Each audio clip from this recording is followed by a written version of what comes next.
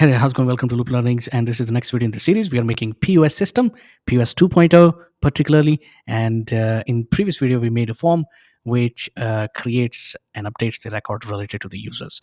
In this video, we will also continue making user interface and make another form which will help us um, to create a user interface for our users. So if you're interested, then keep watching until the end. You will get to learn a thing or two from this video, hopefully. If you're new to my channel, welcome. If you're returning, welcome back. In any case, if you haven't subscribed to the channel yet, make sure you do hit the bell icon so you get notification whenever I upload a new video. Right, so let's continue to keep the same momentum, to keep the same design language and uh, the color scheme and aesthetic. We're going to copy this form, and later I'll tell you which form we are going to work on today. So now let's decide. Obviously, we have to make all the forms one by one, and then we'll combine them all and we'll put them on the navigation. That's the plan. So users done, right? Categories done. Now let's create customers form. Okay, how about that? And then we will create perhaps products form. Okay, so let's quickly go ahead and say customers F. Okay, we'll click all right. There's no all right, there's OK button. Okay, so right click, design.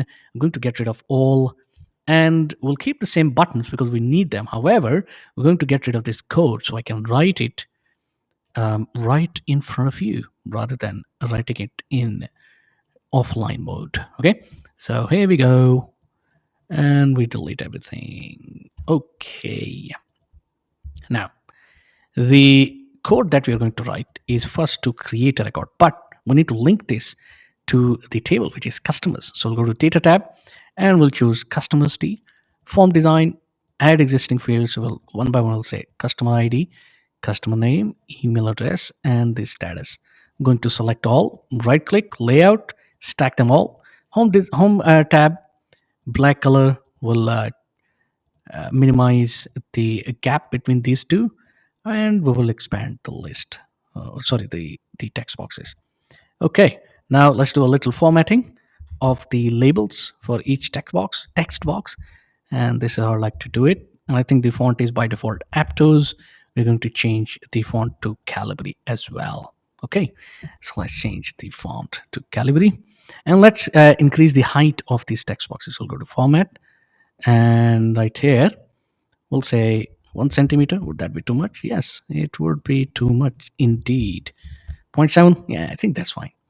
And I think I need to change this from centimeters to inches. Perhaps that's, I'm used to that, but on this computer I have to change it. So anyway, so we will have a gap, top margin 0.03, perhaps 0.05.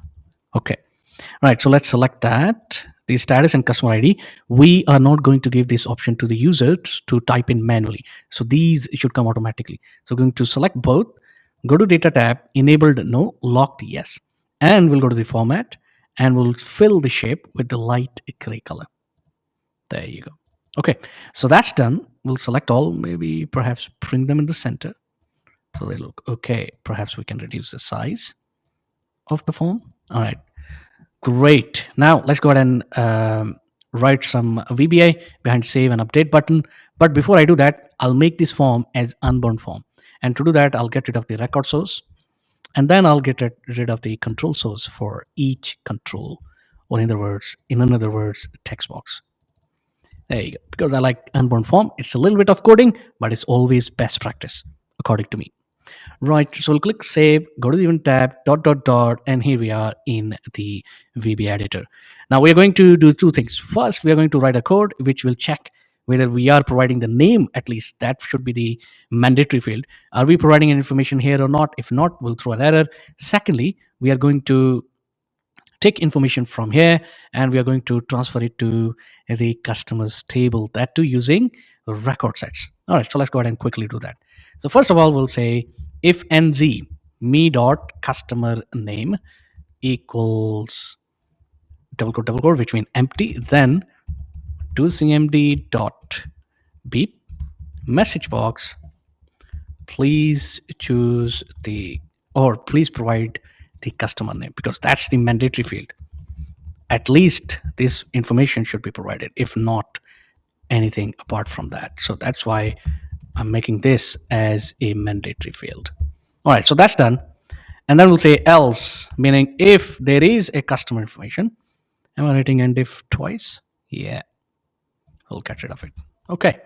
Now, if that's false, meaning if there is customer information, customer name added, then what you should do? Well, we'll then proceed and save the record. But to save a record, we will create a record set. To create a record set, we will declare a variable. You see that connection? All right. So this is how you create a variable. Dim rs, not ts, rs as record set.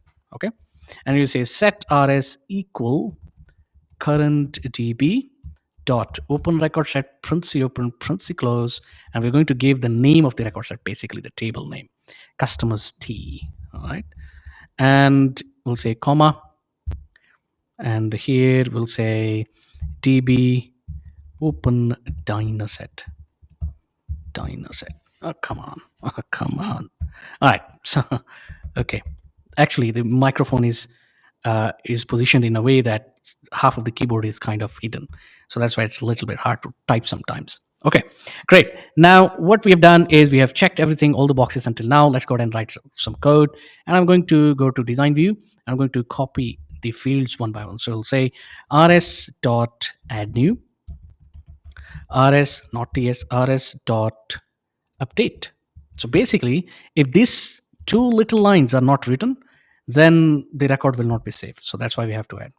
So we'll say rs exclamation mark me dot customer name. Then we'll say rs email is equal to me dot email, and status me dot status equal, so status would be active, the customer is active, and we'll say rs status equal me dot status. Did you get what's happening here? Well, I'll tell you. With this line of code, what will happen is Microsoft Access will look at what's written here and then take that information and will store it right here in this column. That's what is happening. Okay, quite simple, straightforward. And then we can close this. Once the record set is updated, we'll say rs.close, set rs equal, oops, not this, nothing. And then we will throw a message box, which is a confirmation to the user that message box, the customer has been created successfully. Now you can be a bit more fancy. You can actually write a customer name within the message box. Do you know how to write it? Raise your hand if you know how to write it. If not, I will show it to you. Okay. So rather than saying the customer has been created, which customer? What's the name? What customer record you have created? And we can say the customer, double quote, ampersand, and in here we'll say me dot customer name has been created. So now the message box will say Mr. Robert Downey Jr. has been created successfully. I mean, the customer, Mr. Robert Downey Jr. has been created successfully. So that's how you do it. But we're not done yet. What I would like to have is, if we go back to the form, I like to have the customer ID to be fetched, to be populated automatically as well. And that I can do it before closing the record set. Okay. Now, what I can do is after updating, before closing, I can say rs, or sorry, me dot customer ID equal, and I can use multiple methods, but I can say we will use dmax method, okay, dmax function, sorry. And what it will do, it will help us to fetch the last created record from that table and populate it on the customer ID field. So what's the name of what are we looking for? We are looking for customer ID. And from where, what is the domain? Domain is basically the table name. That's it. There you go. Now the code is completed. Now let's go ahead and do a VB code for update button. Kind of similar concept, a little bit different. And in there, for updating, we need what we need. We need unique ID, and unique ID is the customer ID. Okay, so that's what we are going to refer to. We will find this record first, and then we will update, because you might have hundreds and thousands of customers, so you have to find the record first, and then you update it. Okay, so let's go ahead and do that. So how do we do it? We will select the update button. We'll hide this. And we'll click on dot dot dot, and in here. Okay, so in here we are going to first search whether we have the customer ID or not. So if we'll say if nz me dot customer ID equal double quote, then if the customer ID field is empty, then this is what it means. Then throw a message box and say, hey, please choose the customer whom you would like to no, please choose the customer to update the record. Okay, so that's done. We'll say VB critical because this is an error. I will say VB, sorry, just a simple information. Else, and then and if. Okay, now in here, we will declare some variable. We will declare a variable which will be to update the record, and we'll say dim rs update as a record set. Okay, and we'll say set rs update equal current db dot open record set parenthesis open parenthesis close, and again we'll give the same information which we have given right here. Okay, all right, we'll copy and paste right here. Once we have done that, I will come to after else code block, and we'll write here. We'll say, and we'll say rs update dot find first. So what are we looking at? We are looking for customer ID equal me dot customer ID. So what are we asking access? We are asking Microsoft Access, hey, look at what ID number is written in this text box, and then go to Microsoft Access table, and then check whether that record exists or not. If exists, continue. If not, throw an error, say, hey, this record does not exist. So I think that's a very good, very handy feature that you can build. So we'll say rs if rs update dot no match equal true, then, meaning if there is no record found, then what you do? Then you say dmc to cmd dot beep message box, the record with the selected customer number does not exist. Okay, that is not going to happen because you are going to select a record from the table itself. So this is, I don't see this is happening, but it's good to build these kind of functionalities. Okay, so that's why I've written this line of code as well. Come on, information. Oh my god. The typing experience is not really good. Else and if. Okay, see, there you go. Told you.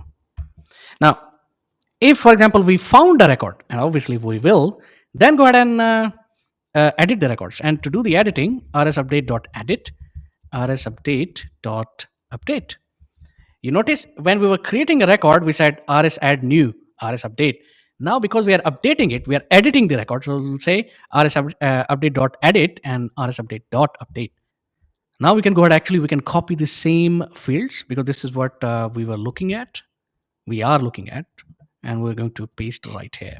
Now, the thing is, we need to make sure that we change this rs to rs update. Otherwise, we are going to get a big error. So just change that. Okay. All right. Awesome. There you go. We'll get rid of it. No need duplication. And then we can close it. And we can say rs update dot close, and we'll say set rs update equal nothing. All right, and then we can throw a confirmation box, a confirmation message to cmd.beep message box. Come on, the customer information has been updated. Again, if you want to go fancy, the way I showed you how do you show the name of the customer, perhaps you can do that as well. And then information. All right, great. We're done with that. Not yet. So we'll say rs update. Okay, that we have already done. I think yes, we are done. So let's do a debug. There's no error, it seems, but the final check will be done when we will practice it. So let's change the header first, and then we'll come back.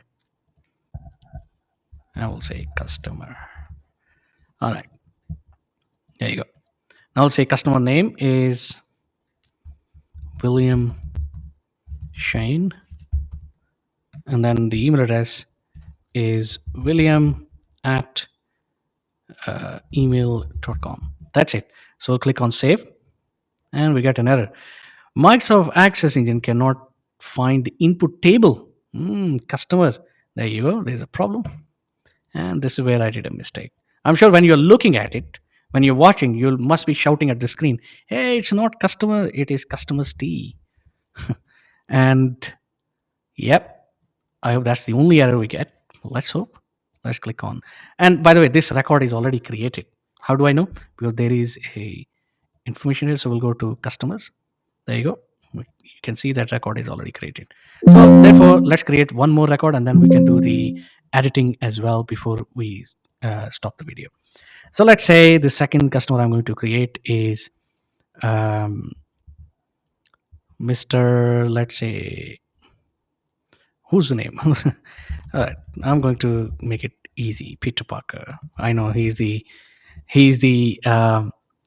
cashier as well, and he's the customer also, which technically speaking is not the way it is done. But hey, it's a test. So it is working. Now let's go ahead and if you want to go to design view, customers table, and there you go, Peter Parker. So instead of Parker, we'll say Peter Lion, something like that. Okay, let's update and we'll see if the update function also work or not. And it does work. Okay, every time I start the video, I promise that okay, today I'm going to make two forms, but it seems to get lengthy. So, and also I have recorded another video for Microsoft List. Hey, by the way, if you want to watch Microsoft List video, please do watch Microsoft List video as well. Anyway, coming back to this, hopefully you have learned something. And I know this is kind of repetition of the last two forms that we have created in the similar fashion, but trust me, slowly, we're getting to the mega user interface. We'll have a proper user interface created for this application. But thank you very much for watching, and thank you for being a member because you are watching this video right now because the video is being published as member only video. So thank you so much for the support, and I really wish that you give me feedback. Tell me in the comments below as well. Thank you so much, and I'll see you in the next one.